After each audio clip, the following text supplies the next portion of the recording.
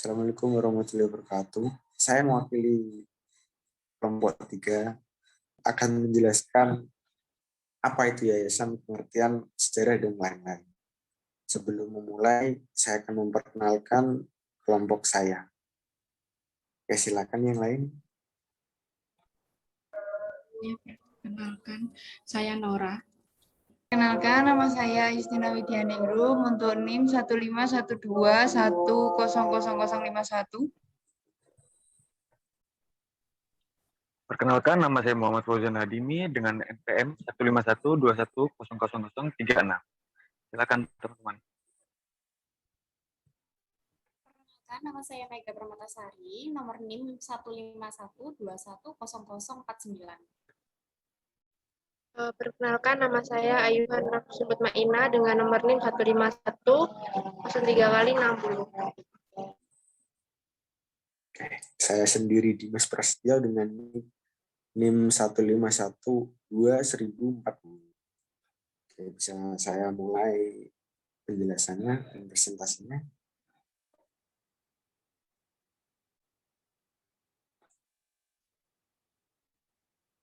Oke, pengertian yayasan.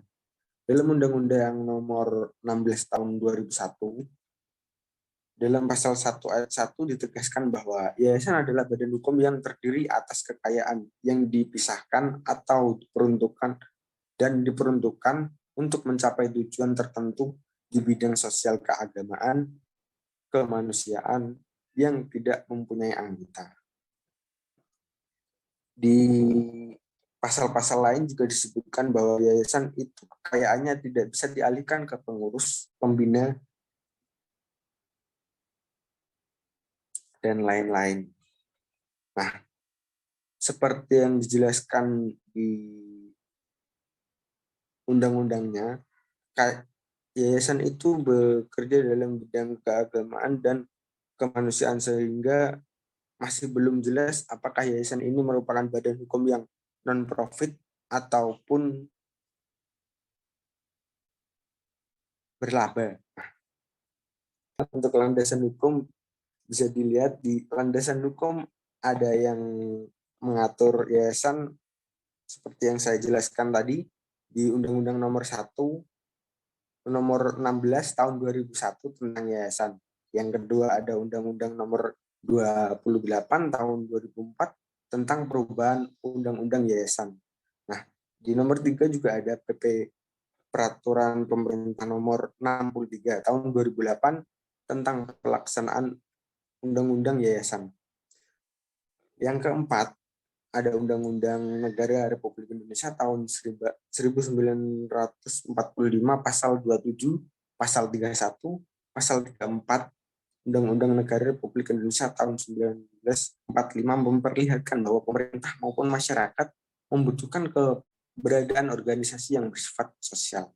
Nah, yang saya sebutkan tadi adalah landasan hukum yang mengatur yayasan di Indonesia ini. Oke, bisa dilanjut, Mbak. Baik, terima kasih. Untuk yang selanjutnya adalah sejarah yayasan. Yang pertama akan saya bahas adalah sejarah yayasan yang ada di dunia. Para paraoh yang lebih dari 1000 tahun sebelum lahirnya Nabi Isa telah memisahkan sebagian kekayaannya untuk tujuan keagamaan. Xenopon ini juga mendirikan yayasan dengan cara menyumbangkan tanah dan bangunan untuk kuil bagi pemujaan kepada Artemis. Nah, ini pada bidang keagamaan. Kan tadi sudah dijelaskan oleh teman saya bahwa yayasan itu ada dalam bidang kemanusiaan dan juga keagamaan. Untuk yang selanjutnya adalah dalam beberapa situs atau beberapa penjelasan, yayasan yang saya ambil pertama kali dibentuk di dunia adalah Yayasan Pendidikan oleh Plato menjelang kematiannya pada tahun 347 sebelum Masehi. Mengapa Plato dianggap mendirikan yayasan? Karena Plato memberikan hasil pertanian dari tanah yang dimilikinya sendiri untuk disumbangkan selama-lamanya kepada akademi yang didirikannya. Akademi yang dimaksud adalah Akademi Platonik yang berada di Athena, yang juga merupakan perguruan tinggi pertama yang ada di dunia. Untuk yang selanjutnya adalah Ya, sejarah yayasan yang ada di Indonesia. Eksistensi yayasan di Indonesia berawal dari berlakunya Stelpot pada tahun 1917 nomor 12. Cikal bakal dari yayasan adalah wakaf yang telah lama dikenal oleh orang Indonesia yang beragama Islam. Namun yayasan ini bukan merupakan lembaga hukum asli Indonesia. Jadi, yayasan itu pertama kali dibentuk oleh orang-orang yang memiliki agama Islam. Kemudian latar belakang apa yang membuat Indonesia mendirikan sebuah yayasan? Masyarakat Indonesia pada masa lalu memiliki banyak permasalahan, khususnya untuk memenuhi kebutuhan-kebutuhan dasar, sumber kehidupan yang cukup, atau kesempatan untuk memperoleh pendidikan yang layak. Akhirnya, para orang-orang yang memiliki rezeki lebih atau uang yang lebih, atau mungkin kekayaan yang lebih, mereka berkumpul menjadi satu, kemudian mendirikan sebuah lembaga atau yayasan yang masih belum ada landasan hukumnya. Kemudian seiring berjalannya waktu, seperti yang sudah dijelaskan oleh teman saya tadi, yayasan kini sudah memiliki landasan hukum dan ada beberapa poin-poin penting dan syarat-syarat penting yang harus dipenuhi sebelum mendirikan yayasan.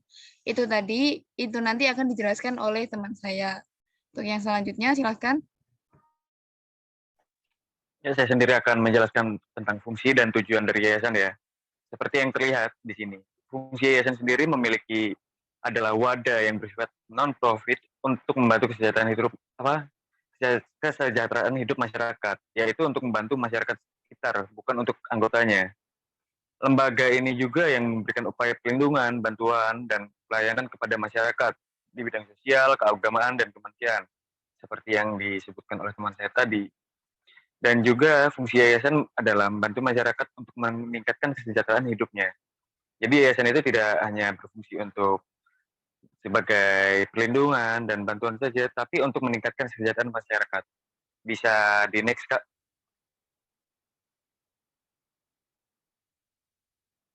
Untuk mencapai tujuan tertentu di bidang sosial, keagamaan, dan kemanusiaan yang tercantum pada salah satu dan ayat 1.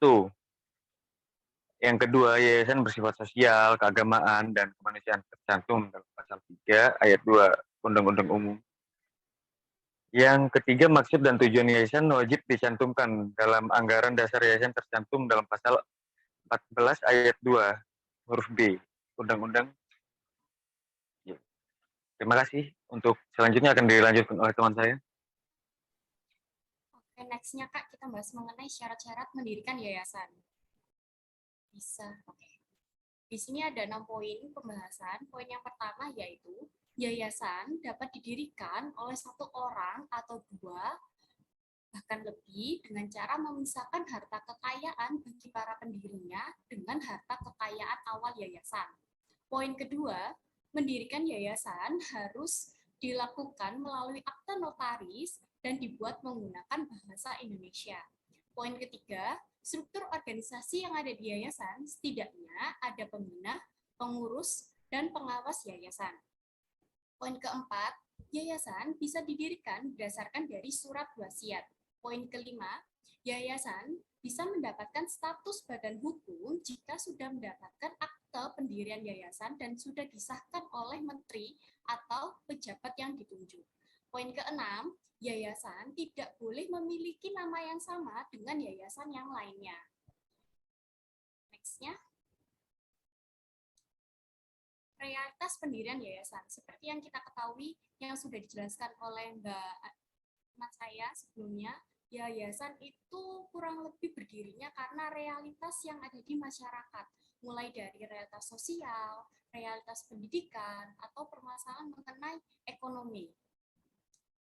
Tapi, seiring berjalannya waktu, terdapat yayasan itu yang memiliki tujuan kepentingan tertentu. Bisa next slide, Kak? Yayasan ada juga yang didirikan untuk tujuan kepentingan golongannya. Ada 3 tujuan yang dicantumkan. Yang pertama yaitu adalah membantu perkembangan pertemanan, komunikasi, dan pertukaran pandangan yang ada di anggotanya saja. Sehingga mereka melakukan aktivitas sosial, keagamaan, atau hal-hal yang lainnya ditujukan untuk anggotanya saja.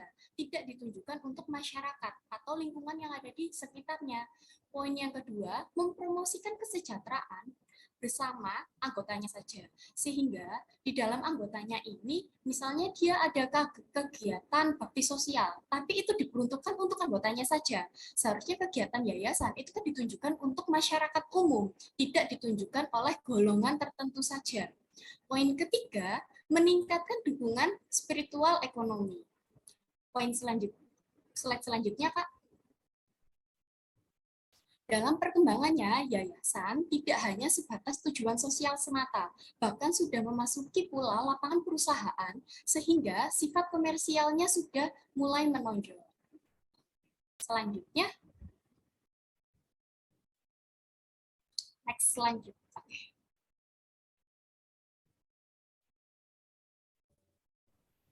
Oke, saya akan menjelaskan tentang jenis-jenis yayasan ya. Seperti yang disebutkan oleh teman saya yang sebelumnya, yayasan itu mempunyai tujuan tertentu untuk dicapai di bidang sosial, keagamaan, dan kemanusiaan. Nah, untuk mencapai tujuan ini tuh yayasan itu diperbolehkan untuk mendirikan atau melakukan kegiatan usaha. Lalu ini saya akan menjelaskan 3 tipe yayasan yang berdasarkan ini kegiatan usaha yang dijalankannya ya. Yang pertama itu adalah tipe yayasan klasik. Kegiatan yayasannya itu hanya untuk mengumpulkan dana dari orang-orang yang dermawan melalui cara seperti membuka donasi, kotak amal, dan sebagainya. Lalu dana itu disumbangkan ke badan-badan kegiatan sosial, seperti memberikan beasiswa ke sekolah-sekolah, terus menyumbang panti asuhan, rumah sakit, dan sebagainya. Yayasan itu sama sekali tidak ikut campur tangan dalam penyelenggaraan badan sosial tersebut dan tidak ikut menyelenggarakan badan-badan sosial tersebut seperti badan pendidikan, panti, rumah sakit itu yayasan tipe pertama ini dia tidak ikut campur tangan. Jadi dia itu hanya menyumbangkan dana. Ini tipe yayasan yang klasik. Slide selanjutnya. Lalu yang kedua ini, yayasan ini, tipe yang kedua ini yayasan langsung menyelenggarakan sendiri lembaga-lembaga sosial. Untuk itu makanya yayasan mendirikan lembaga seperti lembaga pendidikan, universitas, rumah sakit. Lalu sekaligus mereka tuh mencari kelebihan hasil. Kelebihan hasil itu nanti ditanamkan kembali untuk menjalankan kegiatan sosialnya. Jika saya beri contoh itu yayasannya tuh YPTA, yayasan yang mendirikan universitas kita ya, UNTAK ini, Yayasan Perguruan 17 Agustus 1945. Kita kan kalau membayar kuliah kan ke yayasan tersebut, YPTA tersebut, lalu uangnya itu nanti dikembalikan lagi untuk pengelolaan kampus, seperti itu. Yang slide selanjutnya. Nah, ini tipe yang ketiga, yayasan mendirikan PT, perseroan terbatas, yang menjalankan bisnis-bisnis seperti pabrik atau badan-badan usaha lain yang mencari laba. Lalu hasil labanya itu nanti sama yayasan disumbangkan ke kegiatan sosial yang diselenggarakan pihak lain atau yang dia selenggarakan sendiri. Nah, yayasan tersebut tidak boleh jadi pemegang saham di PT tersebut atau memegang posisi kunci seperti direktur atau dewan komisaris di PT tersebut. Nah, selanjutnya, ini ada bentuk-bentuk kegiatan yayasan. Kan yayasan mau mencapai tujuan tadi ya, sosial, keagamaan, dan kemanusiaan. Lalu itu ada berbagai bentuk ya kegiatan yayasan. Yang pertama kalau dalam kegiatan kelewatan untuk kegiatan sosial, contohnya yayasan mendirikan rumah yatim piatu, terus panti jompo atau panti breda ya buat orang lanjut usia, lalu mendirikan lembaga pendidikan seperti tadi yayasan kita itu YPTA itu, lalu mendirikan SLB buat orang-orang yang memiliki keterbelakangan mental atau lemah mental atau yang tidak memiliki kebutuhan khusus gitu. Lalu ada lagi yayasan yang bergerak di bidang kesenian, contohnya Yayasan Seni Rupa Indonesia, atau melakukan perlindungan konsumen, YLKI, Yayasan Lembaga Konsumen Indonesia. Terus ada lagi yayasan yang bergerak di bidang olahraga ya, seperti Yayasan Olahraga Indonesia dan sebagainya. Lalu yang kedua, keagamaan, kegiatan yayasan itu seperti mendirikan rumah ibadah ya, seperti masjid, kelenteng, gereja, vihara, dan sebagainya. Lalu kalau yayasan yang latar belakangnya agama Islam, biasanya mendirikan pesantren atau menyalurkan zakat, sedekah gitu untuk orang-orang yang tidak mampu, lalu melakukan pemeliharaan makam. Selanjutnya, kalau di bidang kemanusiaan itu contoh kegiatannya mendirikan rumah sakit. Contohnya seperti ada Yayasan Gotong Royong, mendirikan rumah sakit Gotong Royong ya di Surabaya. Terus mendirikan rumah singgah, misalnya Yayasan Kanker Indonesia mendirikan rumah singgah untuk penderita kanker di Indonesia. Lalu pelayanan jenazah ini seperti ada yayasan yang mendirikan rumah duka seperti Adijasa atau Grand Heaven, kalau saudara-saudara tahu ya. Lalu melakukan membangun penampungan untuk pengungsi, misalnya pengungsi dari bencana atau perang. Lalu melakukan perlindungan HAM ya, seperti ada yayasan YLBH, Yayasan Lembaga Bantuan Hukum di Indonesia. Terus ada lagi yayasan yang bergerak di lingkungan hidup, misalnya Yayasan Konservasi Alam dan sebagainya. Selanjutnya akan dilanjutkan teman saya.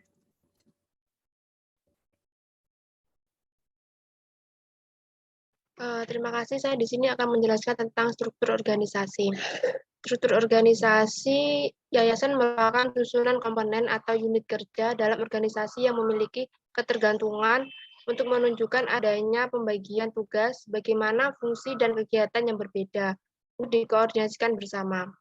Sebagai badan hukum yang resmi, tentunya yayasan memiliki dasar hukum yang kuat dan telah diatur dalam Undang-Undang Nomor 28 Tahun 2004 dan Peraturan Nomor 63 Tahun 2008. Berikut contoh bagian struktur organisasi. Di sini saya akan menjelaskan tentang tugas dan wewenang dari struktur organisasi. Yang pertama yaitu pengawas. Menurut pasal 40 Undang-Undang Yayasan, pengawas bertugas untuk mengawasi pekerjaan pengurus yayasan. Selain itu, pengawas juga bertugas memberikan nasihat kepada pengurus dan melakukan kegiatan yayasan. Yang kedua yaitu ketua. Ketua umum adalah bagian yang bertugas untuk melakukan pengawasan arahan dan nasihat kepada semua pengurus dalam menjalankan program kegiatan yayasan.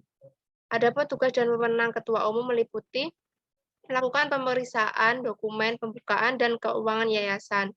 Ketua berhak mengetahui semua kegiatan yang telah dijalankan oleh pengurus, mengkoordinasikan program kerja yayasan mulai dari perencanaan, pelaksanaan, evaluasi, dan pertanggungjawaban. Yang ketiga yaitu pembina. Keberadaan pembina sangat penting dan turut mempengaruhi kelangsungan kinerja yayasan, sebab wewenang yang diembannya sangat besar dan sangat menentukan bagi sebuah yayasan.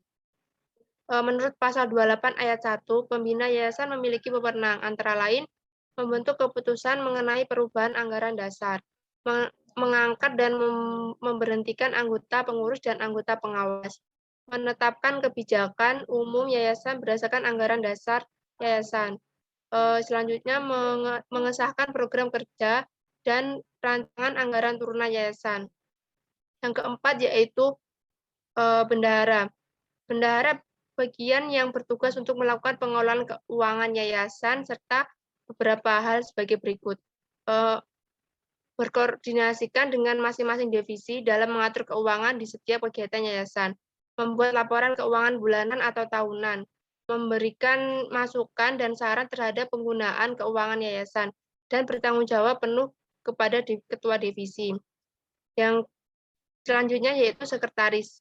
Sekretaris adalah bagian yang bertugas untuk mengelola semua kegiatan administrasi yayasan dan hal lain seperti melakukan kegiatan surat menyurat yang dibutuhkan oleh yayasan, mengatur arus dokumen yayasan, membuat bahan presentasi dan proposal, melakukan kegiatan arsip dokumen tertulis untuk yayasan, dan bertanggung jawab penuh terhadap ketua umum.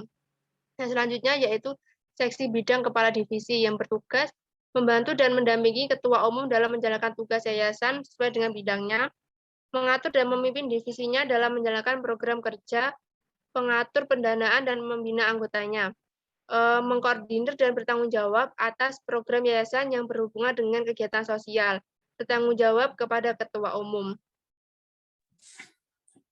Oke, saya perwakilan dari kelompok 3.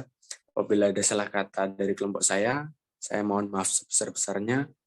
Saya akhiri dan bila ada pertanyaan bisa ditanyakan nanti. Assalamualaikum warahmatullahi wabarakatuh.